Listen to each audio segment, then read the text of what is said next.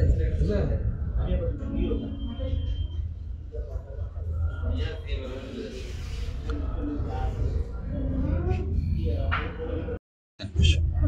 অনেক ভালো লাগতেছে এবং ধন্যবাদ আমাকে এরকম একটা করার জন্য।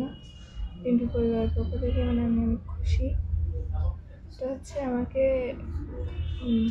ভারপ্রাপ্ত তারেক রহমান আমার কাছে, উনি আমাকে এই উপহারটা দিয়েছেন। আমি অনেক খুশি।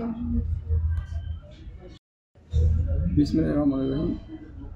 আমরা পিন্টুর অ্যাক্টিং চেয়ারম্যান তারেক রহমানের নির্দেশেই সারা বাংলাদেশে আমরা এইসব সেবামূলক কাজ করছি এবং যারা অত্যাচারিত, নিপীড়িত এবং শহীদ পরিবার, গুম পরিবার, এদেরকে নিয়ে কাজ করতেছি এবং এদের ফ্যামিলিগুলোকে নিয়ে আমরা যতটুকু পারি জনাব তারেক রহমানের নির্দেশনায় আমরা বিএনপি পরিবার সাহায্য সহযোগিতা করে যাচ্ছি।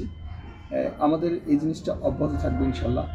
আমরা যখন দুঃসময় ছিলাম, যখন শেখ হাসিনার স্বৈরতন্ত্র কায়েম করেছিল, ওই সময় আমরা কিন্তু অনেক প্রশাসনের লাল চক্ষুর আড়ালেও কিন্তু আমরা এই কাজগুলো অব্যাহত রেখেছিলাম।